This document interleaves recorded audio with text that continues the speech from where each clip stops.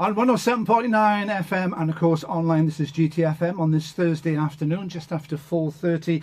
So there you go, there were the Beatles and Twist and Shout. So there were four members of the Beatles, John, Paul, George and Ringo, who went on to have the huge global success that we know today. But in the formative years, there were two other key players in the game, Stuart Sutcliffe and my very special guest this afternoon, Pete Best. Good afternoon, Pete. Good afternoon, sir. How are you this afternoon? I'm not too bad, thank you. So, let's go back then, shall we, to the very beginning. And we need to, because it's 1959. And of course, your mother Mona played a very, very important part, Pete, didn't she, in the formation of the Beatles in the early years? She did, because to be quite honest, if she hadn't opened the Casbah Club, maybe there wouldn't have been another reformed Beatles. You know, the world wouldn't have most probably have never discovered them. But yeah, in 59, I mean, she had this idea to turn the cellars in our wonderful house in Hayman's Green into a coffee club. And unfortunately, the band which should have opened it, the Les Stewart Quartet, two of the members, which were George Harrison and Ken Brown, came down and saw my mother Mona a couple of weeks before the club was due to open, and turned around and said, unfortunately, the band had broken up. They had a little bit of a dispute. And there wasn't a band for the opening night, which was scheduled for the 29th of August, 1959. But George Harrison turned round to Mo, my mother, and said, happen to know a couple of guys who aren't doing anything at the present moment, Mona. They may be interested. I'll put the deal to them. Because the deal was going to be a residency paying £3 on every Saturday night, which was a lot of money in those days. Yes, it was, wasn't it? Yeah, it was a fortune to young kids. And my mother turned around and said, bring them down, let's have a look at them. So lo and behold, they landed up the next day, and who did they turn out to be? John Lennon and Paul McCartney. John looked the place over, Mo put the deal to him, and he basically turned around and said, yep, we'll open the club. He said, we haven't got a drummer. Mo said, it doesn't make any difference. So there was just four guitarists, John Lennon, Paul McCartney, George Harrison, and Stu Sutcliffe. And, sorry, not Stu Sutcliffe, Ken Brown. And my mother turned around and said, well, what are you going to call yourselves? So John turned around and said, well, we used to be called the Quarrymen. How does that sound? She said, sounds good enough to me, son. And that was it. Now, Pete. The August, they realised, and this is the incredible thing about it, they realised that there was a little bit of decorating to be done in the club, you know, finishing stuff, and they volunteered to help. So anyone who comes to the Casbah now, it stands in its total originality, you know, 60-odd years after it opened on that initial day. In fact, the 60th anniversary is next year. Absolutely. What I was going to say, Pete, coffee clubs, were they that popular at that particular time then, or was this something that your mum did and it was quite unique at that time? Yeah, coffee bars were quite normal run-of-the-mill. Coffee clubs was something different. What she wanted to do was make it special. She wanted to make it a membership, which she did. There was a place where kids could come, where she would put live music on, hence the Quarrymen, when they played every Saturday night for a certain period of time. And that was the idea that she had. She just didn't want it to be a normal run-of-the-mill coffee bar which you could find in town and the kids sat there and drank coffee and other bits and pieces. She wanted it to be a place of, you know, entertainment, somewhere where they could socialise, have fun and listen to great music. And the interesting thing as well, Pete, I mean, the crowds that you got in the Casbah Coffee Club were absolutely amazing. And not only were the Beatles there, of course, but other great Liverpool acts who themselves went on to have great success and great fortune. Oh, that was the incredible thing. You know, if you look at the, you know, looking back over a period of time, nearly every band in some shape or form played Liverpool. I mean, amongst those was all, you know, the people who went on to, you know, front the Merseybeat explosion. We had the likes of the Big Three, Jerry and the Pacemakers, the Searchers, Berry and the Seniors. You can go on and on and on. You know, the Blue Jeans, Farron's, Flamingos. Any name that basically came out of Liverpool played the Casbah. And Cilla Black as well, didn't she, Pete? Cilla Black was there? Cilla was there, yeah. I mean, she sang songs down here with Ted Taylor, you know, King Size Taylor and the Dominoes. She used to get up and sing, oh goodness me, well, a couple of songs which were part of her repertoire at that time, but they used to go down well, you know. So she appeared at the Casbah along with you know, a young little girl many, many years afterwards, called Cheryl Marsden, who is now a household name in Liverpool as well.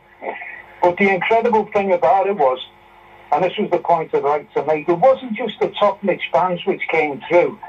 My mother wanted to give a chance to up-and-coming bands and bands that hadn't got on the circuit.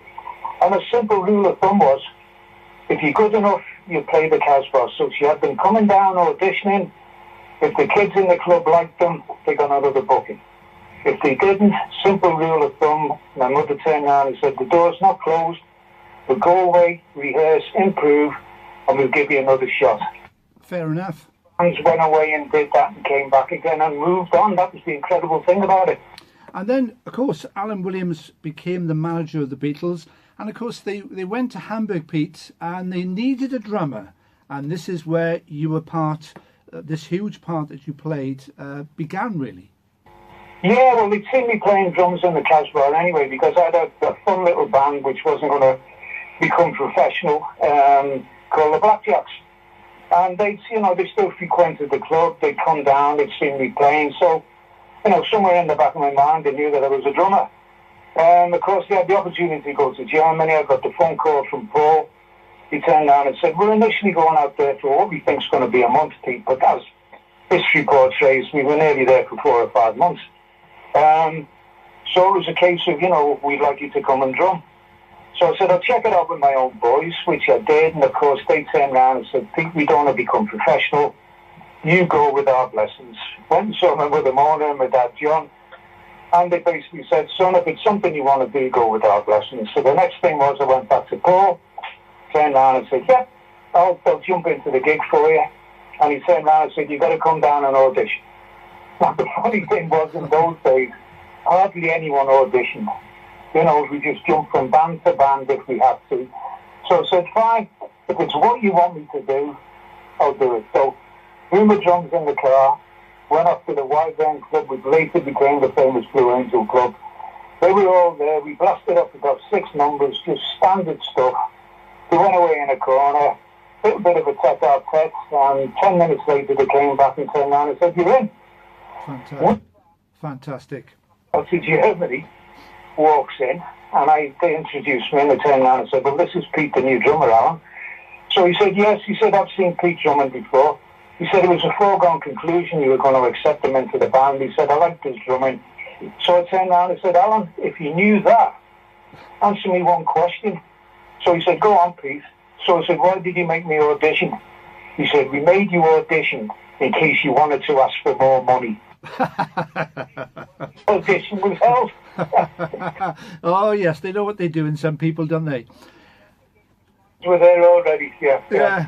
Now, Pete, Hamburg days, they were long shifts, weren't they? 7, 8-hour nights. But this is what brought the band together. They bonded so well, didn't they? They did. I mean, we didn't realise it at the time when we went out that we were going to be playing 6, 7 nights a week, 6, 7 hours a night, possibly 10 hours at the weekend. But because of that consistent, it was like rehearsal for us. You know, we took the stage at 7, finished at 2. You know, sometimes took the stage at 7 and finished at 4, 15 minutes off every hour. But that constant rehearsal, constant performing, turned us into what we all agree upon this fact. You know, it was like we were a mediocre band when we went out. But we got turned into this hard, rugged, savage sounding rock and roll band, which was basically destroying anything which stood in front of it. And you developed the atom beat, didn't you? Yeah, that was something which was, this was before the days when drums got mic'd up and, you know, mics and everything went through PA systems and mixing desks. All you did in those days was play as loud as you could, and the drummer would crank it up as hard and as fast as he could. And I felt that the way drummers were playing on stage was a little bit lightweight. So I introduced a 4-bar beat on the bass drum, and a lot of tom-tom work, a lot of fills. It filled the sound up. And when I brought that sound back to Liverpool, Bob Wooler listened to it, and he nicknamed it the Atom Beat. Right. He created the Atom Beat. So who did you actually get? Yeah. So who did you get close to in those days when you were in Germany then, Pete? Was it John, Paul or George? close with all of them, but in view of the fact that John and I used to crop the bars up the most, right, we used to spend a lot of time socialising afterwards, and I suddenly realised then, as I've always turned around and said, in the wee hours of the night when we were, having a couple of pints and talking about home and girlfriends and all the other bits and pieces, family life, I suddenly realised that, okay, there was this other side of John, which wasn't what the public saw, which was the caustic wit of John Lennon. There was another side. Yes, the world did see it many, many years afterwards, but I was fortunate to see it at a very early age, and there was a very tender and a very loving side of John, which he kept very guarded. You put those two entities together, and that was my man. In those days, when you were in Germany, Pete, did you get the feeling then that John Lennon and Paul McCartney would come together and create, let's be honest, a body of music which is phenomenal, isn't it? Oh, absolutely phenomenal. There's no way you can take that away from them. It wasn't so much in Germany. I think it started when we came back to Liverpool, and a lot of bands in Liverpool started to copy the material which we were playing, how we looked. They basically became shadows of the Beatles. And to be different from it, John and Paul had written music, from the age of 15 and 16. They started to introduce original material into the act. And it was amazing because when we turned around and said, yeah, we're going to play an original number, and whether it be John's or whether it be Paul's or whether it was an amalgamation of both, the incredible thing was the kids loved it. And I think at that stage, then when I suddenly realised there is something special there. Yeah. And as they progressed, and the music developed further and further, it was like, oh my God, there's a magical bond there, which is absolutely incredible. Yeah, and of course it went on to become the most famous and the most successful partnership in music history, which is unbelievable. Absolutely. Yeah. Now, Alan Williams was your manager. Then, of course, you were coming back to Liverpool for these gigs, I presume in the Casbah, but of course in the Cavern as well.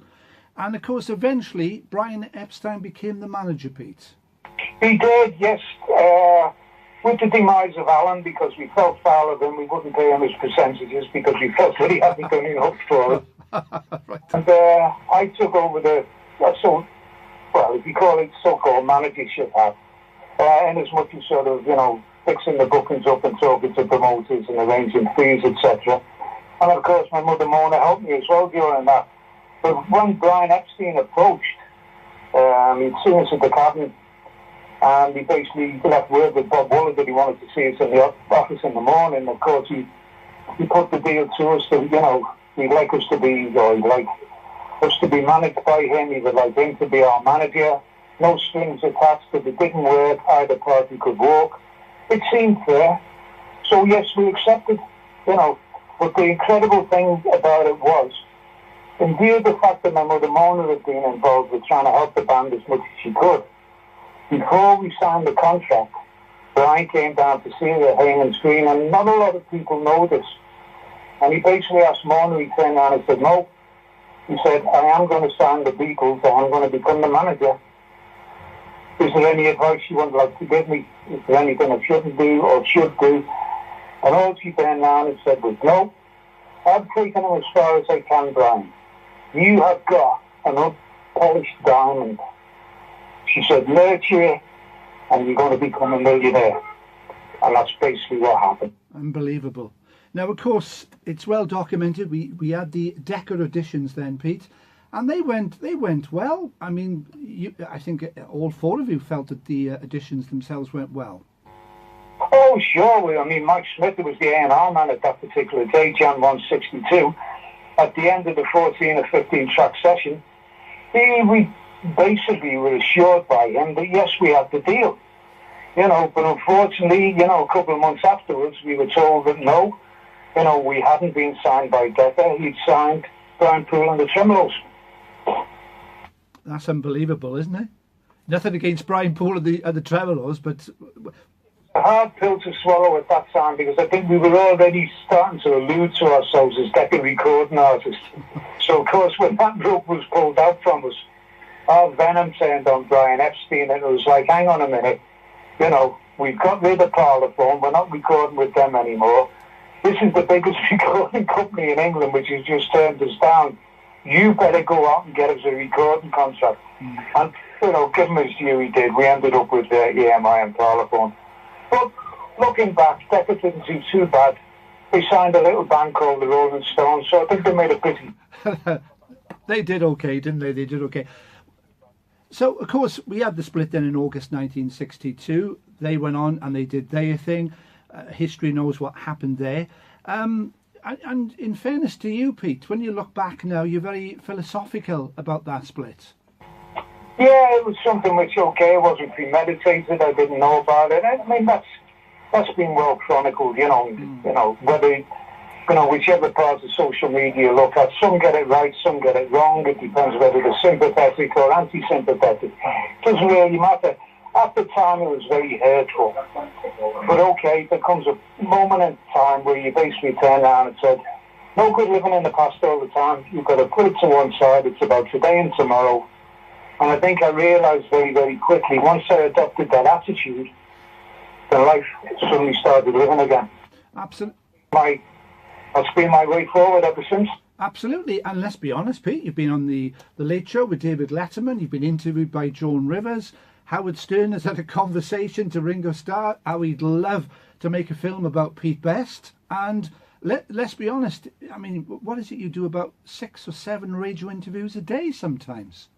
Oh, yeah, I mean, we can manage that. It's, the interview votes are still out there. There's still a lot of interest, which I'm glad about, because, I was, we were talking about, Paul was in town last night. None of us are getting any younger, from that old age set there. So it's like, yeah, my God, people are still interested to listen to what we have to say. Then yes, please, we'll talk, if someone's prepared to. Absolutely, yeah. So let's talk about the Magical History Museum that opened earlier in the summer. And it's been a great success, Pete, isn't it? Oh, fantastic. I mean, you've only got to go on TripAdvisor and see the reviews. But I mean, to be quite honest, it was a lot of time in preparation, a lot of time in planning. It was an idea which my younger brother wrote, nurtured for many, many years. And finally, we were glad that we could bring it to fruition. And on July of this year, the Magical Beatles Museum, that's what we call it now, the Magical Beatles Museum, it opens its doors to the public. And the response has been absolutely incredible. Good. Yes, we are ending towards the end of the season. Christmas is coming now, so numbers are starting dropping. But we expect that. But we're all geared for next year. Once the new year starts, it will be, let's get back again. And, anyone who hasn't been to Liverpool and they haven't seen the Casbah, or at least to promote that, the hell out the Casbah, I want to say. We've now got something else to promote, which is still in the family, and that's the Magical Beatles Museum. And Liverpool, you've got to come to the Casbah and the Magical Beatles Museum. Anything else, just come to those two places and you'll enjoy yourself. And just for the record, the Casbah's in West Derby in Liverpool, Pete, isn't it? And of course, the Magical Beatles Museum is in Mathew Street, and it's just opposite the Cavern, isn't it? You can't miss it. We're at the bottom end of the street and the Cavern's at the top end of the street. It's as simple as that. And when's your next trip to America then, Pete? Go on. Well, funnily enough, they're most probably at this present moment in time talking about March or April. So I'll leave that one in the hands of Rogue and the agents to sort out. And if it comes to fruition, I'll be stateside around about March or April again. And any plans to come to South Wales? If there's a gig down there for me and people would like to see the Pete Best Band, we'll come down there gladly. All right, maybe I'll get something sorted in the next couple of months with Rogue. Pete, as always, it's been an absolute pleasure, sir.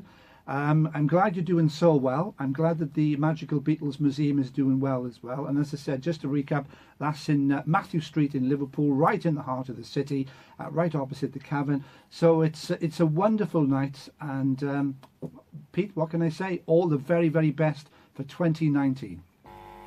I'd just like to turn around and say thank you very much for inviting me to appear on your show. It's been wonderful talking to you at this time of year. And for all your listeners, from my heart and from my own family and from Rogue, the Beatles, Beatles Magical Museum, the Casbah, we'd like to wish you all a very Merry Christmas and all your heart's desires for 2019. Pete, sincerely. Pete Best, it's been an absolute pleasure, sir. Thank you very much indeed. Thank you indeed.